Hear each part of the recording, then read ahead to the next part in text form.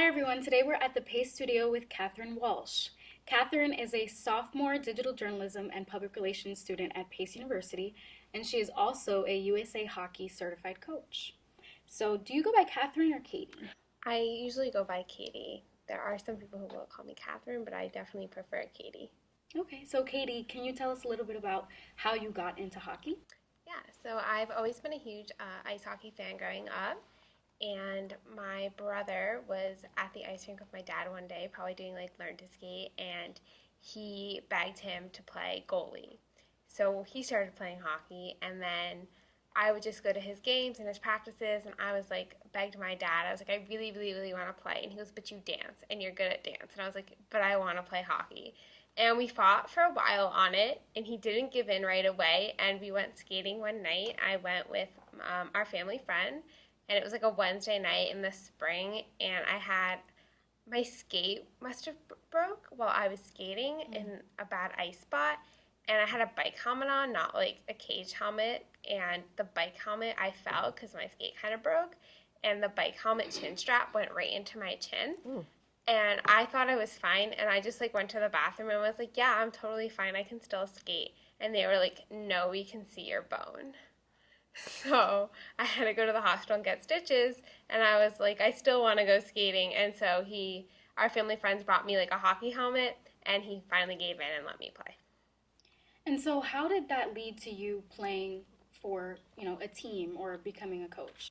So my dad was coaching at the time. He was a volunteer coach at the ice rink, and he ended up becoming like assistant hockey director to hockey director to hockey director and assistant general manager. So through that, I kind of started beginning coaching with him with the younger kids. I've always been a dance instructor as well, so I've always had experience coaching with younger kids. So it was just something that I'm naturally pretty good at. And it let me play into a team just because I was really passionate about it. And he was like, "Okay, you're tough enough to handle hockey if you still want to go skating when you can see your chin bone." So. And what was the process like for you getting certification to become a coach? So when I was younger, you don't have to get certified until you're 18. So I got certified this September, and it's basically you have to sit through this like 12-hour lecture of class on just a bunch of different things, like how to handle kids and just like some drill ideas and how to contain like 5-year-olds and those who don't even want to be on the ice and just keep them interested in the game. So I went in September. One of my dad's assistant coaches for his travel team this year and I went together because he had not been certified yet, but he has been coaching for a long time. So we made it like a day deal on a Sunday right before like an 8-hour day of class. So it was, 2 long days of sitting. And we went to this kind of just like long session. So it was like 2 separate sessions. And this one didn't even have an on ice component. And you just sit through the session and they give you your certification. And then there's also safe sport and stuff that you do on your own time, which is not necessary to receive the certification, but to coach in most places you need to be safe sport certified as well. And now that you're certified, what do you do now? So when I can, I help coach with the little kids. Like I did try hockey for free, the girls one, and tried to recruit the girls. It's really hard while I'm in school. Like I keep begging the travel team that I want to be their assistant coach, but I can't really be an assistant coach when I'm in school and not really able to attend all the practices and all the games. And when I'm at work, like I'll try and do the developmental stuff, but then we're also really short-staffed in the front office. So I'm the only one in the front office who kind of knows what I'm doing. So I end up there a lot of mornings at like 6 a.m. So I'm hoping to be able to do some more coaching this summer and being able to help out with clinics and stuff when school is not in session. But I'm not doing as much coaching as I would like right now. But I know eventually, like once school is over, like I'll be able to get there and maybe do some summer camps this coming summer. How do you think that coaching or even hockey in general has impacted your life?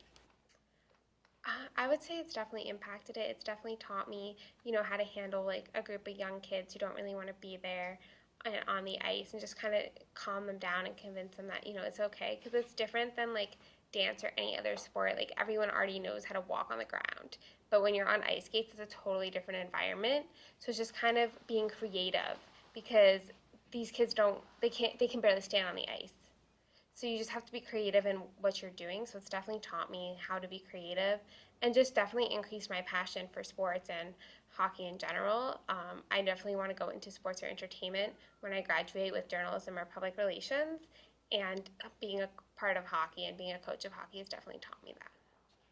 What advice would you give to anyone that wants to get into hockey or coaching?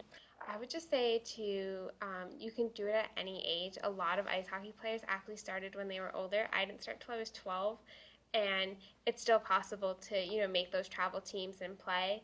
And I think you just have to be passionate about what you're doing. If you don't enjoy what you're doing, then it's kind of a waste of your time. But if you really love it, then you're going to have a great time and you're going to want to put the work ethic in to be able to succeed in what you're doing.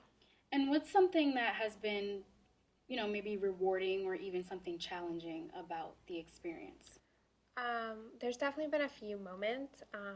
I guess my biggest moment was when Sandy Hook occurred. I live in the town right next to Sandy Hook, and most of the kids I coached were in that school. And I was young, so I was a volunteer at the time. And it was the hardest day of coaching I've ever done in my entire life because most of those kids were in that school. But their parents put them into practice to get their minds off of it.